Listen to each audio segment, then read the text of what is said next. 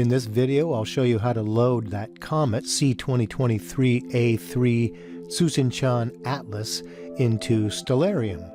So you want to come down here to the configuration window and then click on plugins. Then we're going to scroll down here to Solar System Editor. I'm going to click on configure.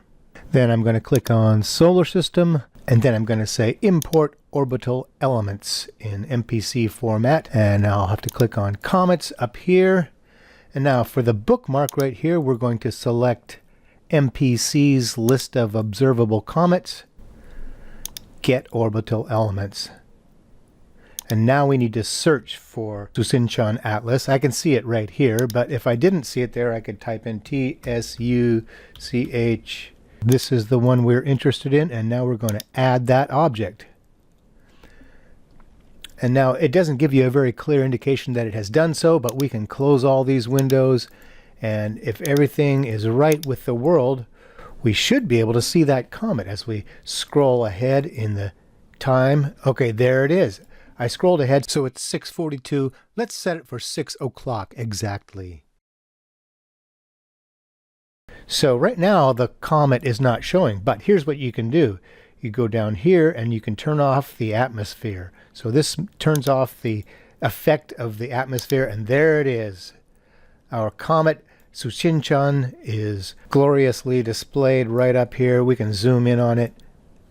It's really quite beautiful in this rendering of it. I don't know that that's what it actually looks like, but it's pretty cool. So that's right after the sun goes down on the 15th. So again, let's back up an hour or so, and let's just turn the atmosphere on again.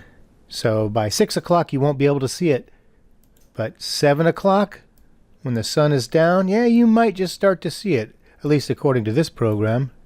And that's where it'll be located, off in the west there, and just to the left of the sun.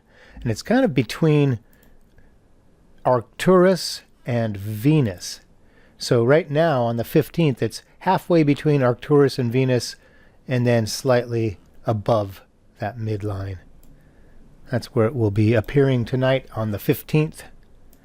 So that's a pretty cool way to look at the comet, and I love that you can zoom in on it. If you double click on it, it'll center it on the page here, and then you can really zoom in. Ooh. Alright, so that's Stellarium. And by the way, the mobile app version of Stellarium is excellent. It's my go-to app for identifying celestial objects out in the field. Well, there it is. It should be somewhat visible until the end of October, and if you don't catch it this time around, you can always catch it again in about 80,000 years when it comes back around. It's not often that we get these comets. I can remember back in 1973 when Comet Kahutek came around. That was pretty underwhelming. Then there was Comet Hale-Bopp back around 1995. That was an interesting thing because there was all kinds of rumors and conspiracy theories swirling around that one, with Art Bell on the radio at late night, and then there was quite a bit of lore around Comet Hale-Bopp. Those were interesting times before the internet, before you could just find things out. Alright, thank you for watching, and keep looking up. Look for those comets. Cheers!